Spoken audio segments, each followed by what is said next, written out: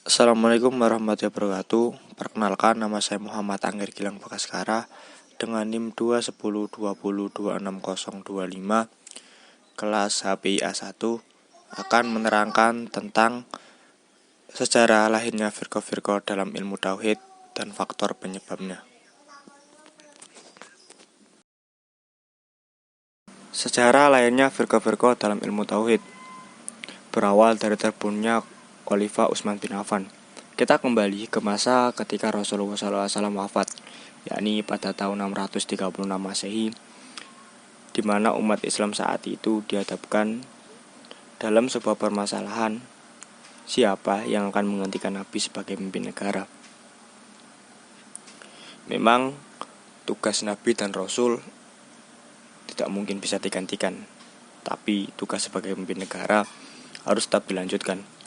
Kemudian umat muslim saat itu sepakat untuk mengangkat Abu Bakar sebagai khalifah pertama.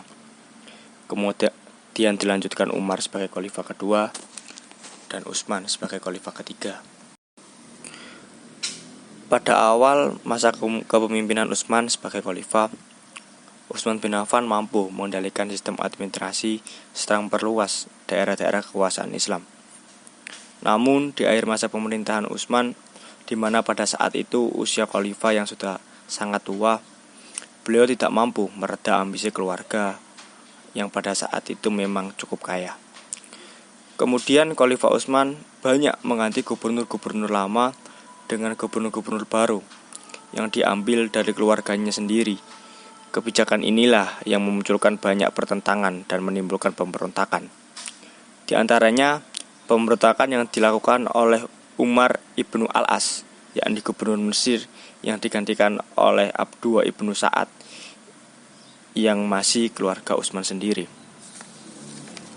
Datang 500 pasukan pemberontak dari Mesir menuju Madinah. Khalifah Utsman terbunuh pada peristiwa ini dan diangkatlah Ali bin Abi Thalib sebagai calon terkuat sebagai khalifah, yang saat itu banyak pihak yang menentang, terutama Thalhah dan Zubair yang mendapatkan sokongan langsung dari Aisyah. Tantangan dari Thalhah dan Zubair dapat diatasi oleh Ali dalam pertempuran Irak yang kita kenal dengan Harbul Jamal pada tahun 656 Masehi. Pihak kedua yang sangat menentang pengangkatan Ali adalah Muawiyah selaku gubernur Damaskus dan masih kerabat dekat Utsman. Sebagaimana Thalhah dan Zubair, Muawiyah pun tidak mengakui Ali sebagai khalifah, bahkan menuduh Ali terlibat dalam pembunuhan Utsman bin Affan. Muawiyah menuntut agar pembunuh Utsman dan yang terlibat dapat diadili secara hukum. Tuntutan dari Muawiyah tersebut tidak dipenuhi oleh Ali, bahkan mengangkat Muhammad bin Abu Bakar yang diduga terlibat dalam pembunuhan itu sebagai gubernur Mesir. Pertentangan antara Ali dan Muawiyah inilah yang mengakibatkan terjadinya Perang Siffin. Mengapa disebut Perang Siffin? Karena perang ini berlangsung di lembah yang bernama Siffin. Dari Perang Siffin inilah muncul aliran yang diberi nama Khawarij. Pada mulanya, aliran ini adalah aliran pengikut dan pendukung Ali, tapi pada akhirnya berbalik memberontak dan memusuhi Ali karena tidak setuju dengan sikap Ali yang menerima tahkim dalam menyelesaikan konflik dengan Muawiyah. Mereka berpendapat harusnya masalah ini diselesaikan dengan hukum Allah, yakni Al-Quran. Mereka mengatakan tindakan seperti ini adalah dosa besar dan pelaku dosa besar adalah kafir. Faktor-faktor penyebab munculnya firqah-firqah dalam ilmu tauhid. Yang pertama adalah faktor politik. Sebagaimana telah sedikit banyak dipaparkan di bagian awal, bahwa timbulnya perselisihan di kalangan umat Islam itu adalah bermula dari masalah kekhalifahan atau kepemimpinan, tapi kemudian merembet persoalan agama. Perkembangan dari soal politik sampai menjadi soal agama inilah yang perlu diperhatikan, karena dampaknya akan semakin serius. Kiranya ia mengemukakan adalah kaum munafikin yang dipimpin oleh Abdullah bin Sabah.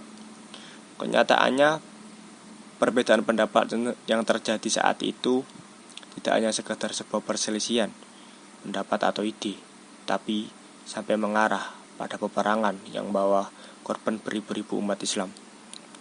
Timbulnya kelompok-kelompok Syiah Khawarij karena lantaran ambisinya untuk merebut kekuasaan, memperkuat kelompok mereka tempuh melalui pendekatan agama. Mereka berpijak pada akidah Islam. Yang kedua adalah faktor akulturasi. Akulturasi yang dimaksud adalah perpaduan antar dua kebudayaan atau lebih, sehingga mewujudkan suatu model budaya yang baru. Misalnya, ketika Islam masuk ke suatu daerah, negeri, maka terjadilah akulturasi antara nilai-nilai ajaran Islam dengan bentuk budaya lokal. Di samping itu, banyak pula buku-buku filsafat Yunani dan Romawi diterjemahkan ke bahasa Arab. Akibat pergeseran inilah yang mempunyai dampak positif. Wawasan berpikir umat Islam semakin maju, sehingga banyak ditemukan ilmu-ilmu umum seperti ilmu kedokteran, ilmu fisika, ilmu biologi, dan lain-lainnya.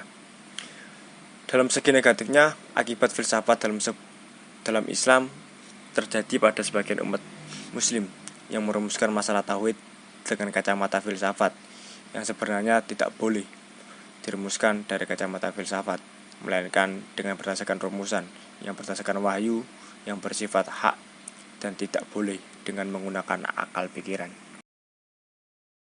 Yang ketiga adalah faktor infiltrasi. Yang dimaksud dalam infiltrasi ini adalah adanya campur tangan dari pihak luar. Misalnya masuknya pemikiran atau ajaran agama lain ke dalam Islam. Banyak orang masuk Islam namun mereka belum sepenuhnya meninggalkan syariat agama lama, sehingga ajaran-ajaran agama lama masih melekat dan menyusup ke dalam Islam. Di antaranya mereka tersebut adalah golongan Murji'ah, Qadariyah, Jabariyah, Mujasimah. Dan apabila kita mempelajari pemikiran-pemikiran golongan tersebut, banyak dipengaruhi oleh ajaran agama Yahudi, Nasrani, dan Majusi.